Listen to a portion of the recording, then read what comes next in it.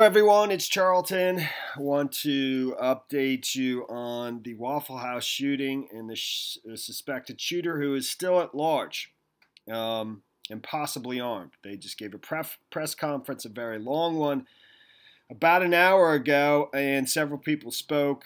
The mayor, the CEO of Waffle House, somebody, I think this is the public information officer, and the sheriff, and somebody I think from the Secret Service, because this person had an incident at the White House back in 2017. So when they had said that the FBI had known of this person, that's what they were talking about. And somebody else showed me. Thank you so much, Blake H. Thank you for a link to a CNN article that basically tells about the incident in pretty good detail, and I'll get to it. And some of the information in this CNN article conflicts with what they said in the press conference. But let me just kind of play the press conference and try to stay focused. I didn't even do a live Periscope because it's just so much information. It's just too difficult to do at the same time. So. Okay, here, but the incident of what kind of just a broad overview of what happened, the shooter or the suspected shooter, Travis Reinking, who moved to Nashville, I think, in 2017. Earlier, it said he had just been there for a couple months. I don't believe that's true. Not exactly clear, but he's from Illinois, Morton, Illinois. He's 29 years old, and this individual mentions the local authorities who, from where he's from, interviewed him along with the FBI. They revoked his firearms authorization and seized weapons that were in his possession as a result of an arrest that took place at the White House in 2017, where some kind of unlawful entry, crossed a barrier that he wasn't supposed to and went into a protected zone, saying that he had an appointment or wanted an appointment to meet with the White House, speak with Secretary of Defense James Mattis and Mike Rogers. I don't know if you remember him. He used to be on CNN, I think, actually. I'll get to that in a second. Let me just play some of this press conference, portions of it. This individual, who I think is the public information officer, and then the person from the Secret Service, and actually James Shaw, the hero who tackled the person, and seized the weapon from him, took it and threw it over the counter at the Waffle House that stopped the killing. He speaks in this press conference as well. So the guy shows up, allegedly, the suspected shooter shows up at the Waffle House at 3:30 in the morning and indiscriminately starts shooting at people, killing people. I believe he shot at people outside of it and then entered it and continued shooting. And something happened. His weapon, either his weapon jammed or he needed to reload. At that point, James Shaw, the man who tackled him, just rushed him, grabbed him, yanked the thing out of his hand, threw it over the counter, and at that point, the killing stopped. So, and the suspected shooter, Travis Reinking, was half naked, mostly naked. That's all he had on, supposedly, was a jacket, and he had additional clips in his jacket. So he leaves there, abandons the vehicle that he drove there in, and, at some point it says he throws his jacket off, too, so that he's completely naked, runs back to an apartment complex where he lives that's close by to the Waffle House, and, reportedly goes back to his apartment, throws on a pair of pants, and grabs a couple weapons, possibly, because there's 4 weapons they speak of in this press conference, and 2 of them are unaccounted for. The weapon he used in the assault was an AR-15, and they have that in their possession, obviously now. The authorities do, as well as another long rifle, but a long rifle and a handgun that were supposedly in this apartment are missing. So they may be on his person. So then he leaves his own apartment, and he's spotted, in the wood line right next to the apartment complex where he lives.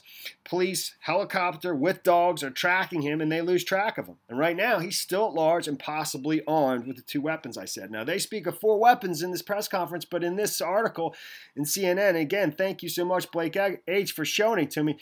This speaks of 9 weapons. An small arsenal in his car at the White House was found, and I'll get to that after the press conference.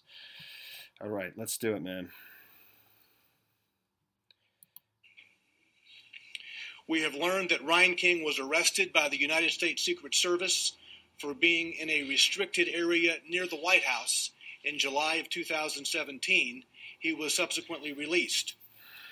Reinking was later interviewed by Tazewell County, Illinois authorities and the FBI. His Illinois firearms authorization was revoked, to our understanding, at the request of the FBI, and 4 weapons were seized by Tazewell County authorities.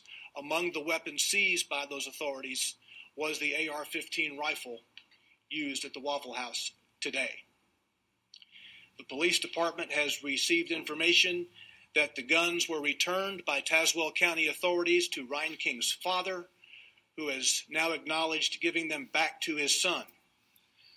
As I said a moment ago, presently 2 of the 4 guns that were given back to his son are unaccounted for. We have the AR-15 rifle recovered from the Waffle House this morning. There was also another rifle recovered by the SWAT team at his apartment early this afternoon. Travis Reinking's whereabouts are presently unknown. Searches are on by law enforcement throughout the area, including our federal partners. Anyone seeing Reinking or knowing his whereabouts, please call the Nashville. So, yes, you should call 615-862-8600. I believe he's on foot, so he can't get that far. I don't know how heavy those woods are, in this town, Antioch, outside of Nashville, next to the apartment complex, and how far he could have gotten unless he had in a vehicle somewhere else or stolen. I don't know.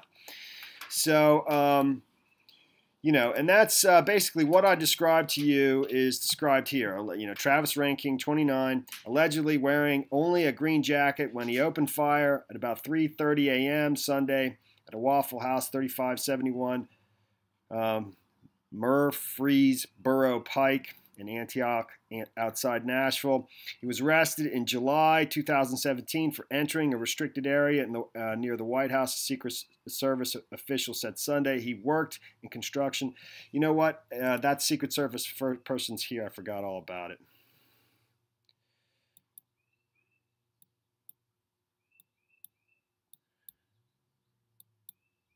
Sorry. There it is.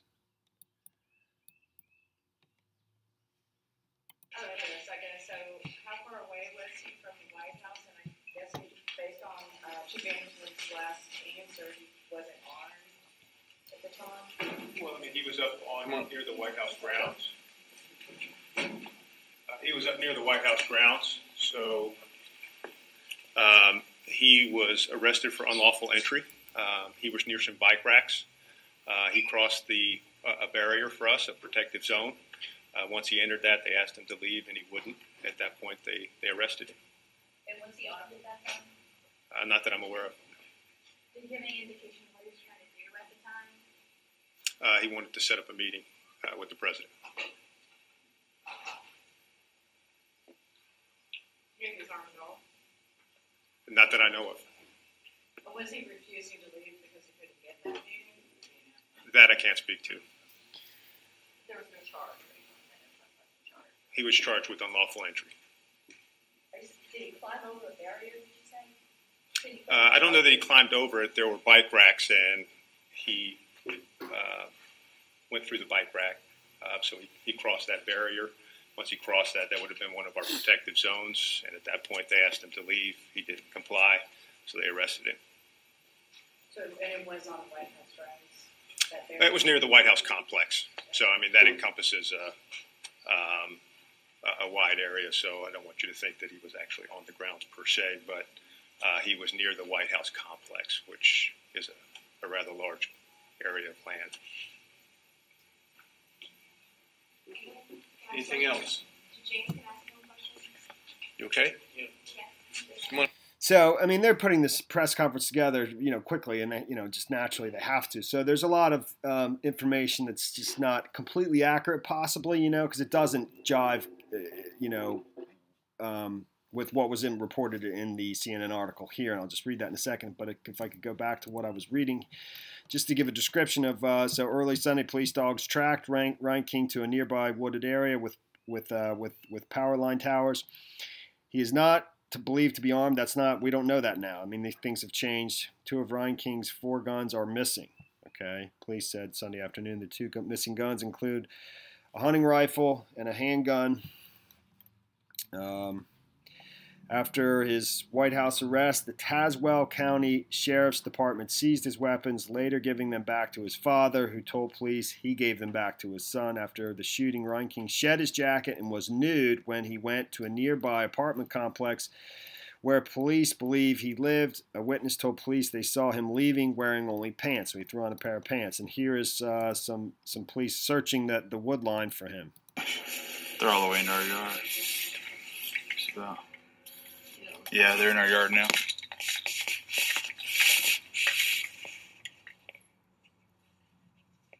The dog's getting a sniff of the poop and stuff.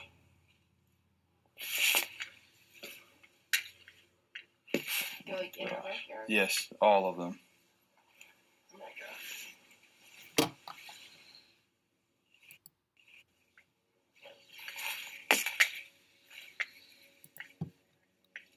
Okay. So 2 people were fatally shot outside the restaurant as Reinking allegedly started firing his assault-type rifle as he got out of his truck. Police said 1 person was shot inside the restaurant and a 4th person died at the hospital. 6 total people were shot. There's 4 people injured. And I believe there's 2 still in critical condition. Critical, I think 1 is in critical, 1 is in critical but stable or state. I'm not totally sure. On the condition of, there's 4 people dead, and I'm not absolutely certain of the condition of the remaining 2 or 3 that are in the hospital. So a 29-year-old male patron wrestled away the gunman's rifle. That would be James Shaw, and he's in this press conference. I'll play a little of that in a second. The patron ran to the restaurant's restroom area and watched the shooting. When he saw Reinking looking at his rifle, he rushed him. He got the gun away from Reinking and threw it over the counter. Police called the patron a hero, definitely. And it seems like a very nice guy. So let's play a little of that, and then I'll read the CNN article that talks about this individual's incident at the White House. It's pretty crazy, man. It is, for sure. So and get the gun from him, because you could probably do that 10 times and you could only come out 1 time with the outcome I came out with.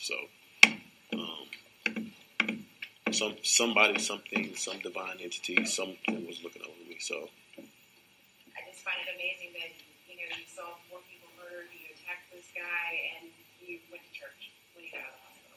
well, I just wanted to persevere.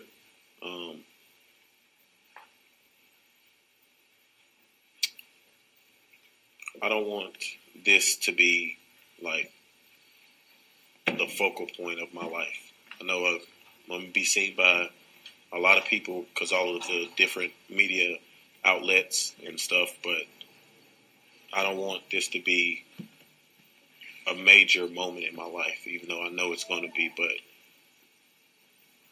I went to church to get past it, kind of, to try to start it off on the right foot. But it only happened 12 hours ago, if that. So I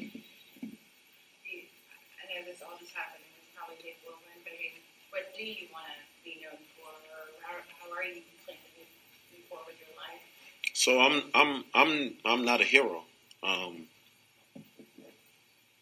I'm just a regular person, and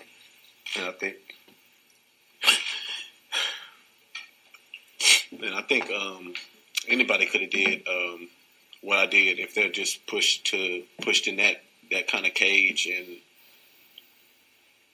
you have to either react or you're gonna fold. And I chose to react because I didn't see any other way of me, living. And that's all I wanted to do. I just wanted to live. And I'll say it again, I didn't really fight that man to save everybody else. I know that might not be a popular thing, but I'm really honest. I'm going to be honest to the core. I took the gun so I could get myself out. And then I went back for my friend after I was like, let me see it.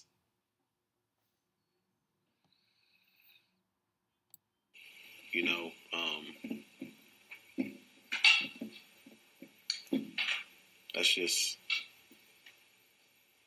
that's kind of beyond me to think about right now because we're all good. What are your injuries? You have the right hand? Hit my knee, and then I also have. I wanted to get to where he says like It's uneasy. I was going to die. He was going to have to work for it. I think I'm a pretty cool guy to be around. Do you have any sort of training in anything like this before? Did you know you had any of this? Yeah, I knew I had it in me, but I haven't had any specific combat training. It's just, you know, I fight my daughter every night so I can get her, put her to bed. But like the gunman cursed at him as they're wrestling with the gun. You know, I wanted to, that's the part I want to hear him talk about. That type of scenario. So I chose to go with what I wanted to go with, and it worked. Did you think about your daughter in that moment? I didn't think about my daughter. So when on my Instagram and Facebook, everybody's calling me a hero, but I want people to know that I did that completely out. If I didn't put my life at risk, I'm probably not here. Like I didn't know that he had extra magazines in his coat pockets, but when I seen the barrel down, I mean, you can shoot at the ground all day. That's not going to really hurt anybody. So that was my opportunity, and I went for it. So it paid off. You showed no fear in your actions. Your family's all here and supporting you today, and obviously, as your family, they're worried about your safety. How do you feel knowing this guy's still out there? It's uneasy. They're asking him about him getting the weapons back from his father and stuff like that, and how he feels about it. He doesn't really comment on it. Anyways, I couldn't find the exact moment. So, at the CNN article about the incident at the White House, and this was actually in September of 2017, according to here, it wasn't July, and it says a man was arrested near the White House Sunday morning, was found to have 9 guns and 3 knives in his car. So I don't know, where it went from 9 to 4. I just have no idea. And again, this press conference was put together probably really quickly, trying to just, get information from multiple sources, I guess. I don't know. The man was initially stopped by law enforcement for allegedly urinating in public, which isn't mentioned in that press conference. The Secret Service Division, Uniform Division officers approached the man outside an art gallery in the area of 17th Street and Pennsylvania Avenue near the White House. The suspect told Secret Service officers and agents that he was going to the White House to speak with National Security Agency Director Admiral Mike Rogers, who I'm familiar with. I think he was in the Congress, and he was actually being considered as a candidate for, I think, the director of the CIA at one point, possibly, or something like that, and Defense Secretary James Mathis for advice on missing paychecks, quote, for advice on missing paychecks and how to get the chip out of my head, end quote, according to the incident report obtained by CNN.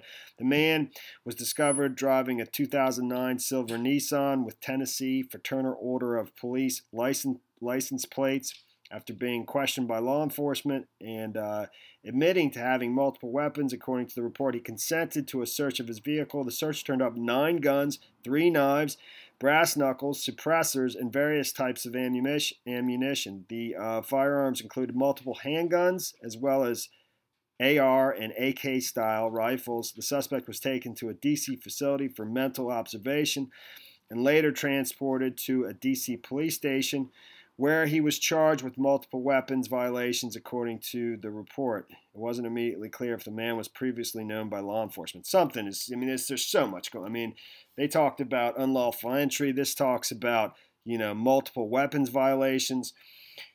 His, a meeting with Tazewell authorities in Illinois, local authorities in the FBI, being interviewed, having his weapons seized, 4 weapons, and his firearms authorization being revoked, and his weapons being returned to his father. His father acknowledges he's gave him back to him, but we're talking about 4. This one talks about 9. It's crazy, man. It's crazy. And I'm going to leave it there. It's a lot. Hopefully that was acceptable. Thanks for watching my videos. Please subscribe to my channel. Give me a like down below. See you in the next video. Later, man.